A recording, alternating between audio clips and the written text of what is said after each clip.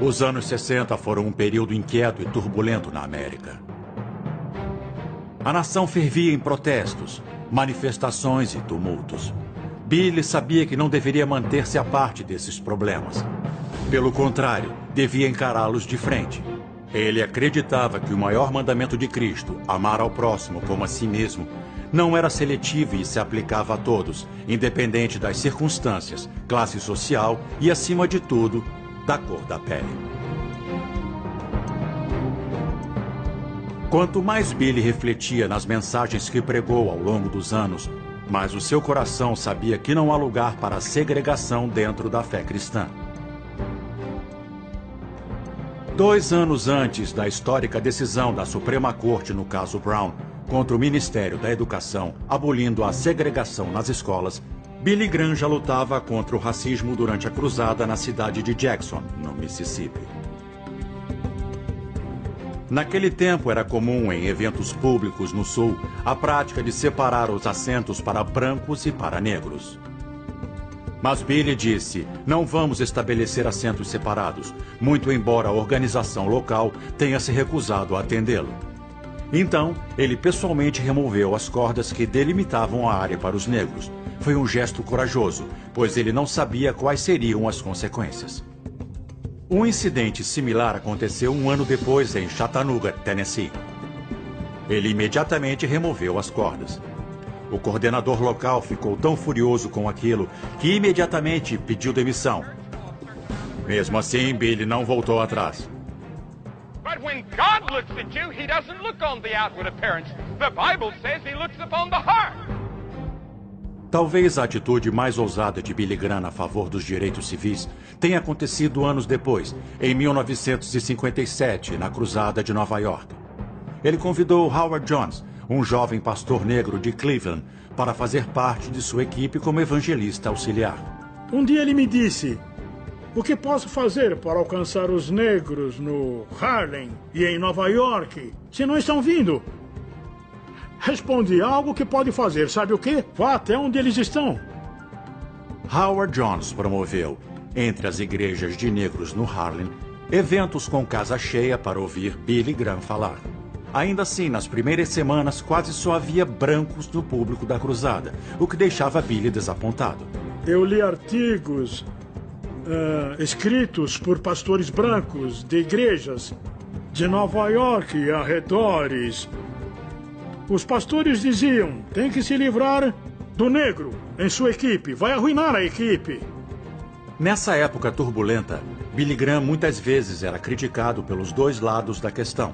Os conservadores o culpavam por se empenhar demais pelo fim da segregação, enquanto os mais liberais o acusavam de não fazer o bastante.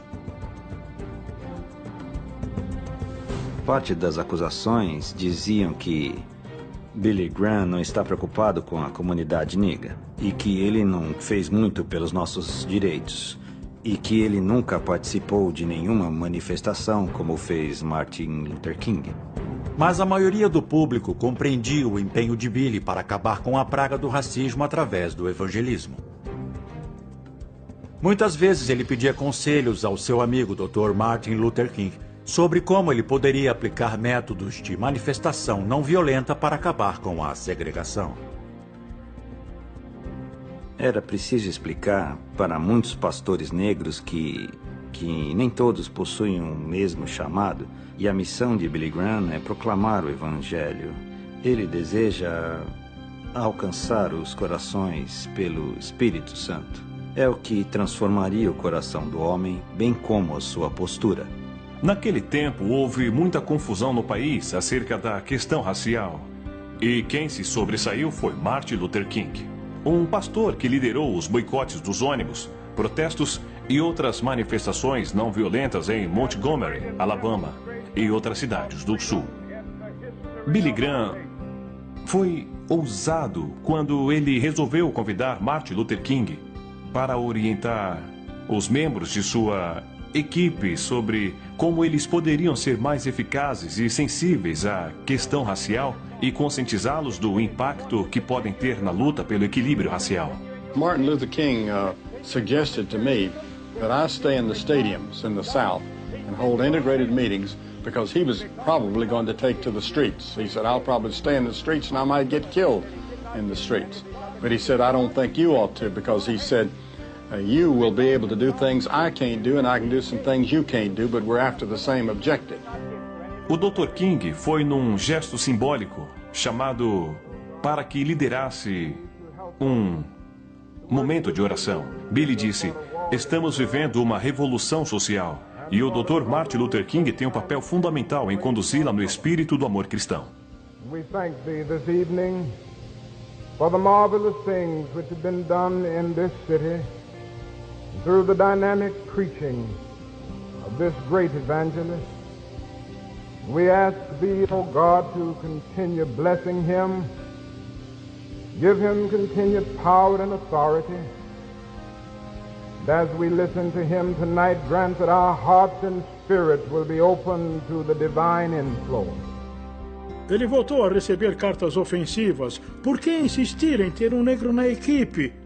Não passa de um agitador comunista. Muitos diziam, não conte conosco. E os jornais publicaram tudo isso. Billy disse, não importa. Vamos fazer o que é certo. E eu disse, Billy, é o que deve ser feito. Afinal, ele é nosso amigo. E o apoiaremos.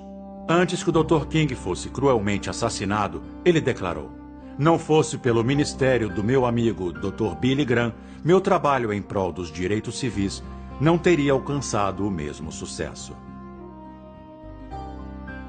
Billy Graham ajudou Martin Luther King de muitas maneiras, inclusive pagando fiança para o libertar e o encorajando a continuar.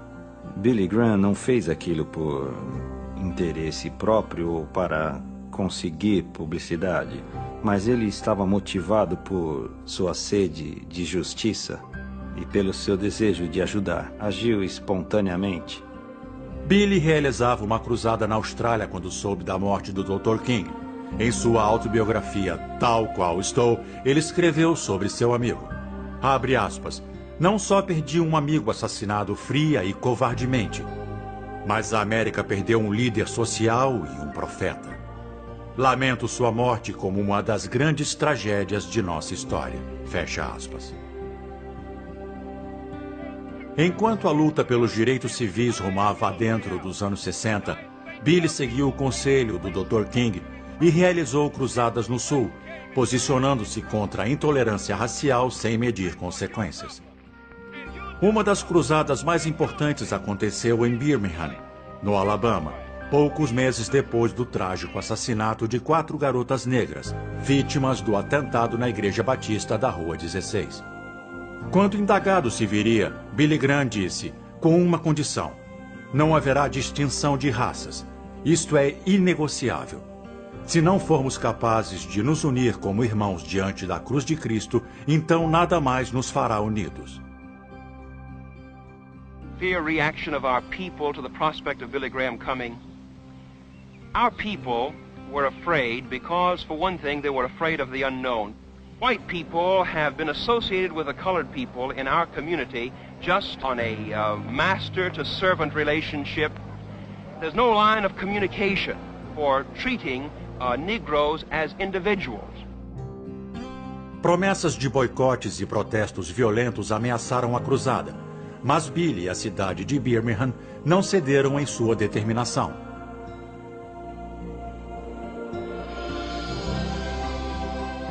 Foi o primeiro evento público aberto a todas as raças realizado no Alabama. Quando Billy fez o apelo, havia 300 policiais uniformizados espalhados por todo o estádio, mas não houve sequer um indício de problemas.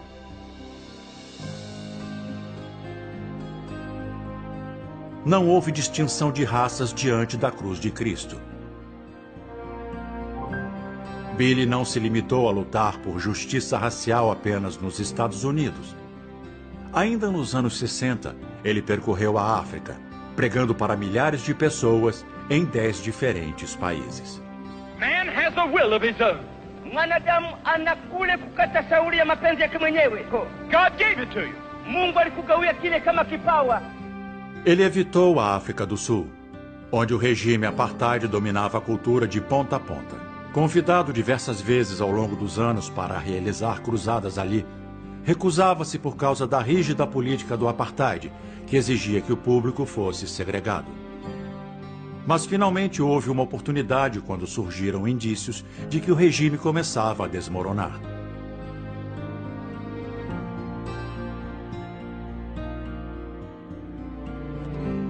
Em 1973, o governo sul-africano concordou com os termos de Billy Graham e ele viajou ao país para participar de uma conferência. Ele pregou nessa conferência, que foi o primeiro evento multirracial realizado na África do Sul.